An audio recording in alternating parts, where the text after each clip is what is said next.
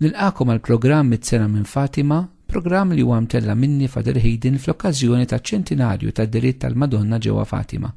F'dawn il-programmi qegħdin nitkellmu dwar il-messaġġ tal-Madonna f'dawn id-diritt u kif nistgħu ngħixuhom fil-ħajja tagħna llum. Fir-riflessjoni tagħna llum dwar id-diritt tal-Madonna ġewwa Fatima, ser nirrifletti dwar l-aħħar dera tal-Madonna Fatima li seħħet fit-13 Ottubru tal-1917. Ħanaqrawha ftit u mbagħad nibdew bil-mod nikkummentawha.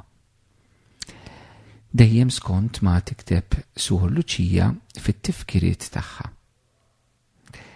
Tlaqna mid-dar kmieni għax bsarna li se jwafquna fit-triq. Folol ta' nies ħonqu t-toroq. Ix-xita kienet niesla qalila.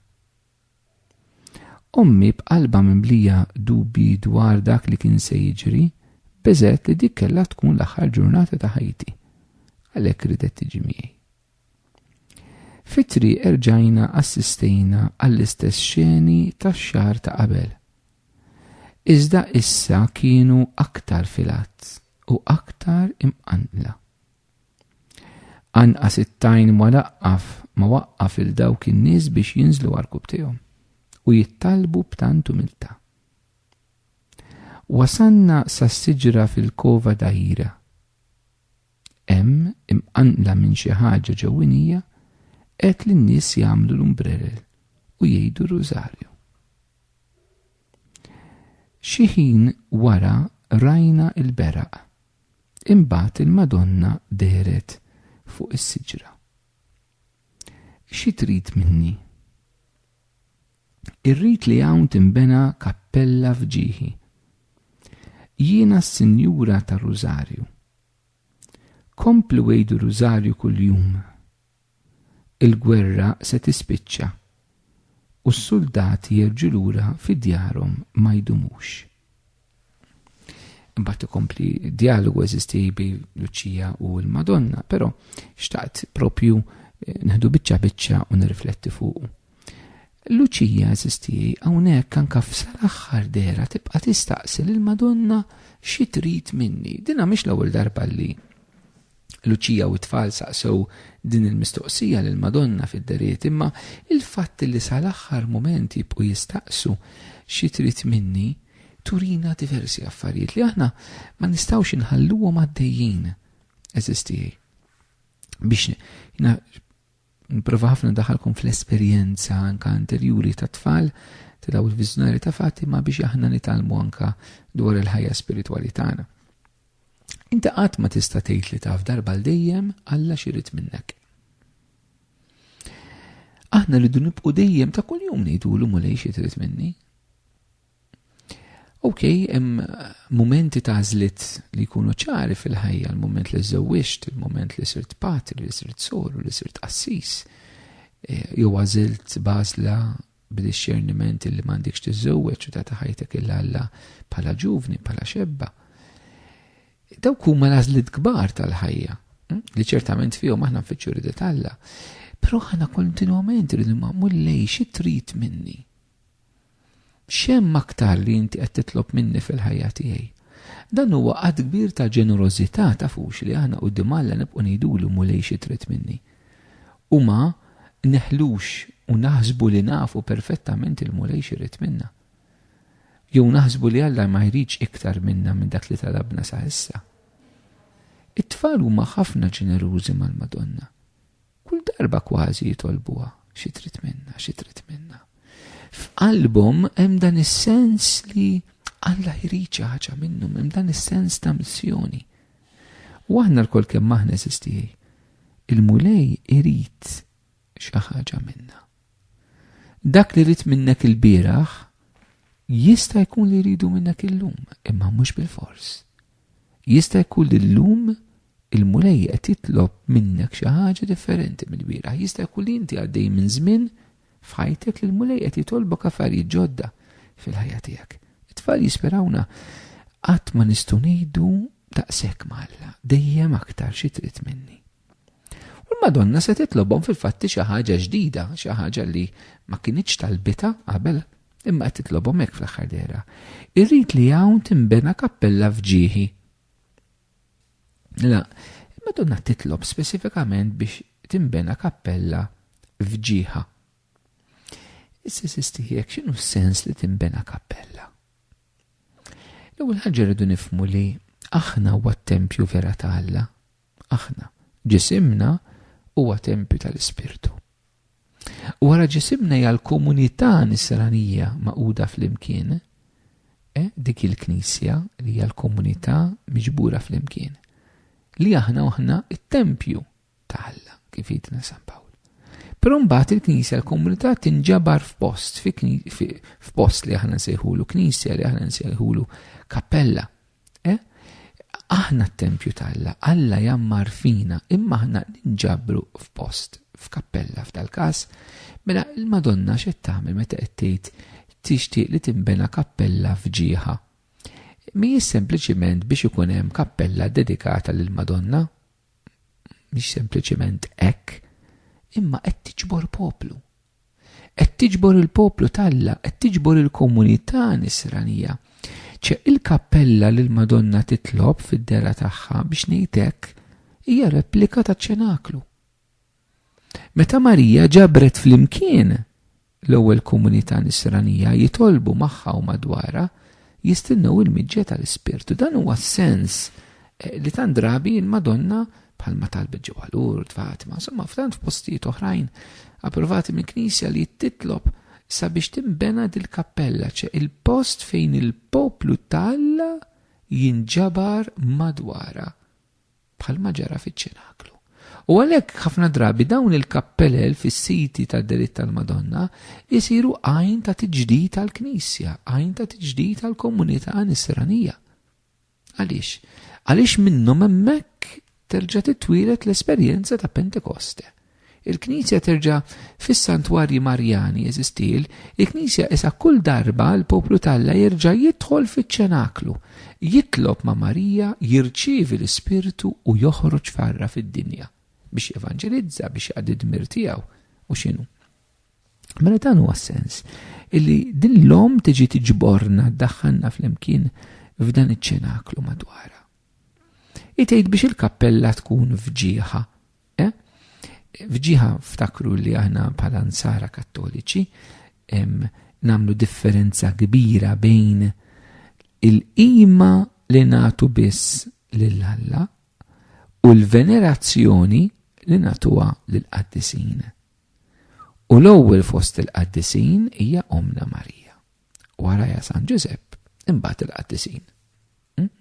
Imma hemm differenza bejn il-ġieħ li nagħtu lill-Alla u l-unur il-venerazzjoni li aħna nagħtu l-Madonna, l-Anġli u l-Qaddisin mhijiex l-istess ħaġa.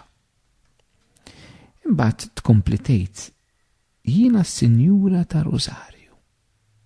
Hawnhekk turi l-identità tagħha kemm il-darba tfal saqsewa minni u tgħidilhom fl-aħħar ngħidilkom.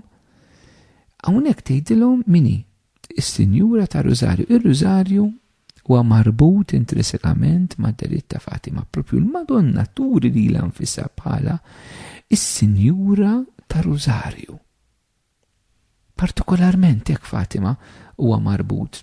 Deritt tal-Madonna dejjem jissemma Rożarju mhux hekk kif nafu, imma Fatima speċifikament marbut mat-talba ta' Rożarju. Ġiet tgħidilna hi bħala ir-rabta li hemm bejn ir-Rożarju u magħha. Tkellimt diversi drabi dwar dan is-suġġett f'daw il-katekeżijiet dwar id-deritt tal-Madonna ġewwa Fatima. Nafu li anka dan wieħed mit-titli tal-Madonna li aħna nsibu anka fil-Litanija, Sultana tar-Rożarju. Wieħed mit-titli li anka il-Papa Ġwanni Pawlu II fl-Ittra Apostolika dwar ir-Rożarju, Rosarium Virginis Marija, ir-Rożarju tal-Verġni Marija jitkellem dwarha meta jidinna illi f'diversi momenti il-Madonna semmet leħena u jirreferi għad-deritt ta' Lourdes ta' Fatima, u mbagħad jirreferi għal-Madonna bħala Sultana ta' Rożarju. Dan huwa titlu li ikompli jurina hekk iżbuħija u l-qawwa tat-talba ta' Rożarju. Tkomplitejt komplu ejdu rużarju kuljum. Sal-aħħar dera il-Madonna tkompli tinsisti fuq it-talba ta' rużarju kuljum. Issa ma kienx biżejt li tgħidilhom darba. Ridet tgħidha kull darba kważi, fid-deritt kollha ta' Fatima. Ta' ċirkustanza waħda, l-Madonna dejjem tgħidilhom tolbu rużarju. U tolbu rużarju kuljum. Hemm bżonn tirrepetih dan il-messaġġ anke miegħek li tfakkarna il-bżonn tat-talba ta' rużarju kuljum. Għax kif qedtilkom diversi drabi aħna fir-rużarju nżommu l-Ġesu fiċ-ċentru tal-ħajja tagħna. Għax il-qalba ta' rużarju hija meta fis-sliema ngħidu imbierek il-frott ta' ġuf tiegħek Ġesu. Il-rużarju huwa talba ta' tifħil il-Kristu, hija talba ta' meditazzjoni wkoll fuq il-ħajja ta' Kristu. U nfaħruh u nadurawh fil-misteri tiegħu ma' Marija. Ejjew anke aħna naraw noħduh dan il-messaġġ. Ir-rużarju qegħdin nitolbuh kuljum u qegħdin nitolbuh kuljum tajjeb ukoll. Hawnhekk nixtieq nagħmel appell eżiz tiegħi. Jekk hemm post fejn ir-rużarju jintalab kuljum, m'għandix dubju huwa fil-knejjes tagħna f'Malta u f'Għawdex. Hija barka, hija grazzja li għandna. Però nħoss li dak li għandna bżonn nagħmlu xi drabi huwa li il-mod kif jintalab ir-rużarju fil-knejjes. Xi kultant tisma' rużarju qabel qudiesa ġirja sieħa, ġirja waħda. Xi ħadd jgħajjed fuq il-mikrofon, in-nies min ikaxkar, min jiġri, min fuq il-mikrofon laqqas jagħti ċans in-nies jispiċċaw il-qaddisa li ma jerġax jibda sliema. Speċi ta' jiġu isu pappagallata, kantalina għaddejja u laqqas taf xi tgħid. Dawn dispaċini nitkellem hekk imma dawn huma affarijiet li rajt u niġbed l-attenzjoni fuqhom sabiex nagħmlu ħilitna eżisti. Ir-rużarju ta' kuljum fil-knejjes ejjew nitolbuh kif suppost bil-pawżiet tiegħu, bir-riflessjonijiet li għandhom imorru ma' rużarju mingħajr ġenn. Aħjar nitolbu inqas minn 5 posti milli ngħidu l-5 posti b'ġennata, no? B'ġirja waħda biex ħlisnieh u għednieh. Udu attenti, eżisti fil-knejjes ma' speċjali għandu jkun meta l-komunità qed tinġabar flimkien. Għandna nitolbuh b'mod galbus, deċenti, nafu x'qed nitolbu. Il-gwerra se tispiċċa tgħid il-Madonna u s-soldati jerġgħu lura lejn djarhom ma jdumux. Hawnhekk għandna żewġ aspetti oħra importanti dwar ir-rol ta' Marija bħala s-sultana tal-paċi, il-gwerra se tispiċċa u s-soldati jmorru lura fi djarhom, ġejjin jingħaqdu mal-familja. Is-sultana tal-familja, kemm hija sabiħa eżisti. Hawnhekk għandna 3 titli li imorru flimkien li huma l-aħħar 3 titli tal-litanija. Is-sultana tal-familja, is-sultana tal-paċi, is-sultana tar-rużarju. Ma nix it-titli speċifiċi hawnhekk is-sultana tal-paċi u s-sultana tal-familja imma indirettament qegħdin hemmhekk. Għaliex propju qed naraw f'dawn id-diritt ta' Fatima ir-rol ta' Marija biex nirċivu l-paċi fid-dinja u biex il-familji jingħaqdu fejn hemm il-paċi, il-familji jingħaqdu s-soldati imorru lura lejn darhom. Il-Madonna titkellem minnu kemm sabiħa.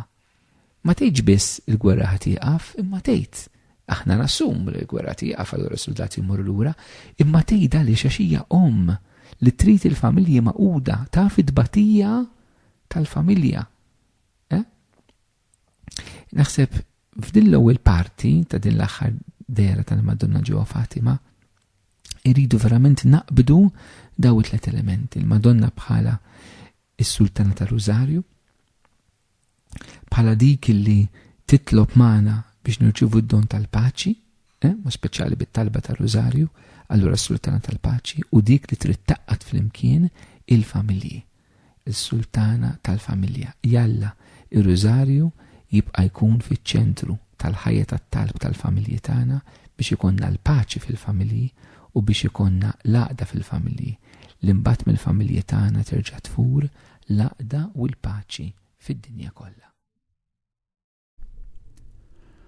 Waqt li nirringrazzjakom tal-li segwejtu dan il-programm mit-sena minn Fatima, ejjew nagħlqu flimkien dan il-mument li kellna b'talba li hija marbuta mad-deritt ta' Fatima, talba li tpoġġi lil Ġesu fiċ-ċentru ta' kollox. Nitolbu flimkien. Trinità qaddisa nadurawk. Alla tagħna inħobbuk fis-sagrament imqaddes. il-mulej jagħtikom islim.